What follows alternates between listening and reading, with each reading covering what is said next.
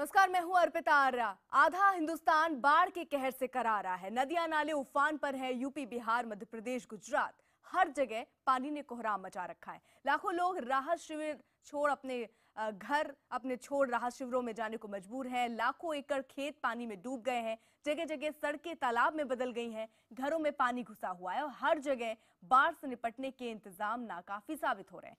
हालांकि मध्य प्रदेश में बाढ़ से राहत की खबर है। कई जगहों से पानी उतरना शुरू हो गया है। मंदसौर, रीवा, सतना, नीमच और उज्जैन में फिलहाल बारिश नहीं हो रही है, जिससे नदियां खतरे के निशान से नीचे आ गई हैं। वहीं पटना में गंगा का पानी भी उतार पर है। गांधी घाट पर सुबह 10 बजे गंगा के जलस्तर में 6 सेंटीमीटर की गिरावट दर्ज की गई।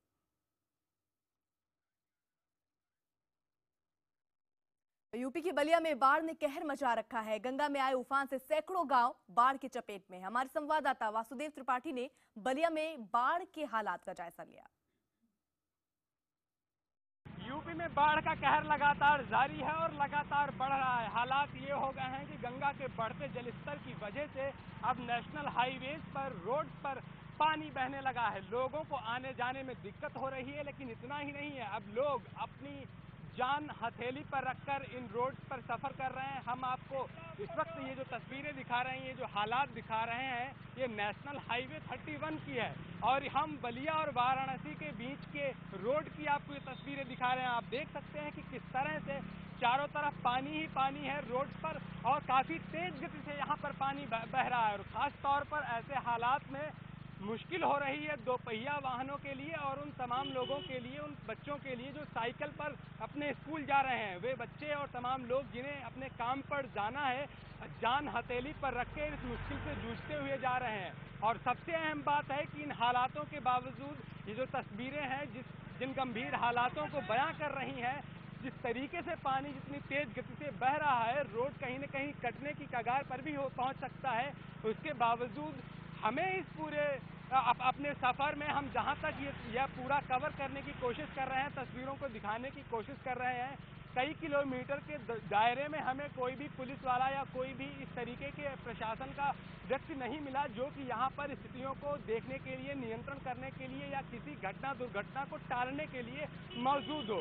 तो ऐसे हालात में सवाल जरूर उठ रहा है कि अगर नेशनल हाईवेज पर इस तरह से हालात हैं और कोई भी यहाँ पर नहीं दिख रहा है, तो हालात चिंताजनक जितना प्रकृति की तरफ से है, उतना प्रशासन की लापरवाही की तरफ से भी है। कैमरा पर्सन निजाम के साथ वासुदेव त्रिपाठी, बलिया, IBN 7। तो यूपी के वाराणसी में भी गंगा खतरे के निशान के ऊपर बह रही है। शहर के अंदर तक पानी घुस आया है, सड़कों पर पानी भर गया है। बाढ़ की आफत से निपटने के लिए NDRF हर संभव प्रयास वहां कर रही है। बाढ़ प्रभावित इलाकों में बचाव और राहत के लिए मौजूद है।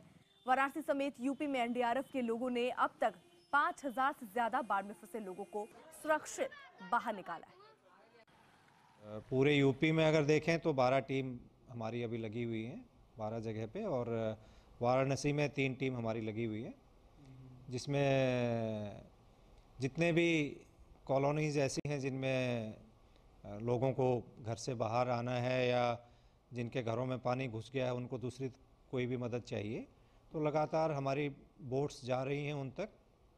बाहर आना चाह रहे लोगों को बाहर सुरक्षित स्थानों पे लेके आ रहे हैं, और जो घर पे रहने वाले हैं वो भी अगर बाहर आके बाज़ार से कुछ सामान लेना है या और कोई उनको बाहर आके कोई काम करके वापस जाना है तो उनकी भी मदद कर रहे हैं।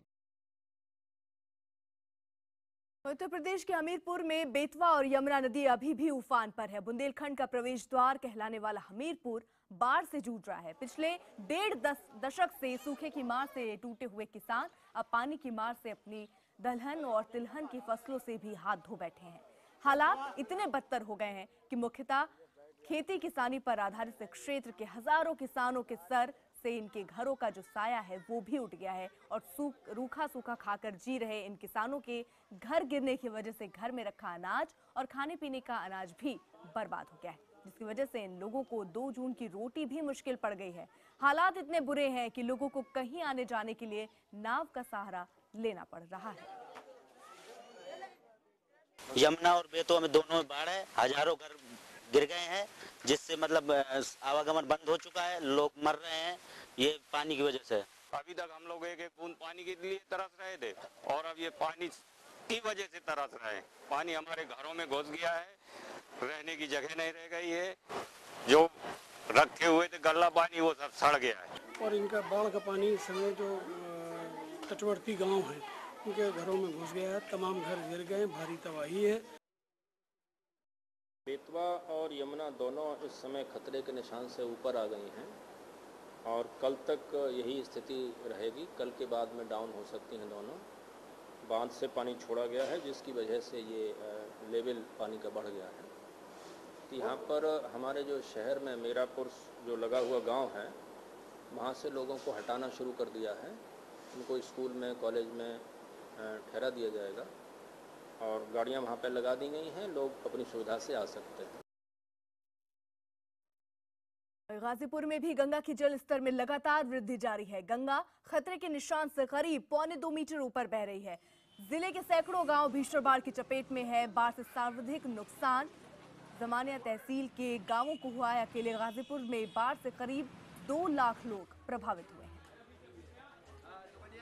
उत्तर प्रदेश के बांदा में भी बाढ़ ने कहर मचा रखा है। यहाँ यमुना का जल स्तर बढ़ने से कई गांवों में पानी घुस गया है। लोग भारी मुश्किलों के बीच खुले आसमान के नीचे रहने को मजबूर हैं।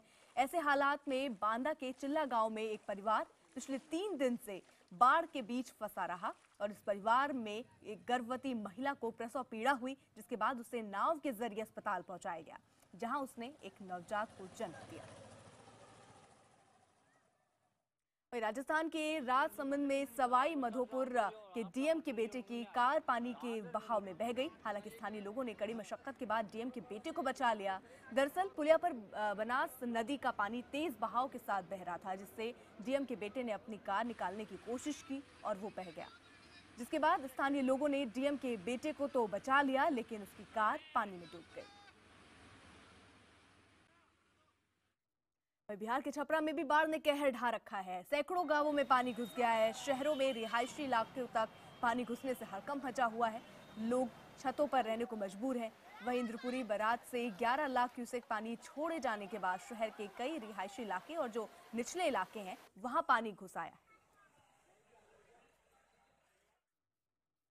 बिहार के मुंगेर में बाढ़ से बुरा हाल है। हजारों लोग राहत शिविर में रहने को मजबूर है, लेकिन मुसीबत के मारे बाढ़ पीड़ितों को राहत शिविर में भी मुश्किलों से जूझना पड़ रहा है। राहत शिविरों में प्रशासन के सारे इंतजाम नाकाफी साबित हो रहे हैं।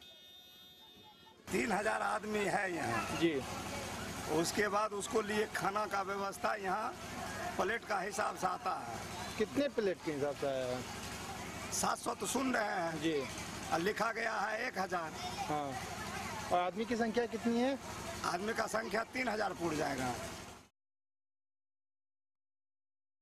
वहीं बिहार के लखीसराय में नदी के किनारे बना सुरक्षा तटबंध टूट जाने से बाढ़ का पानी पूरे गांव में घुस गया। 1700 फीट लंबे सुरक्षा तटबंध को बाढ़ के पानी से बचाने के लिए स्थानीय लोगों ने पुख्ता इंतजाम किए थे, लेकिन ढाह के पानी के तेज बहाव में सुरक्षा तटबंध टिक नहीं पाया और पूरा गांव जलमग्न हो गया।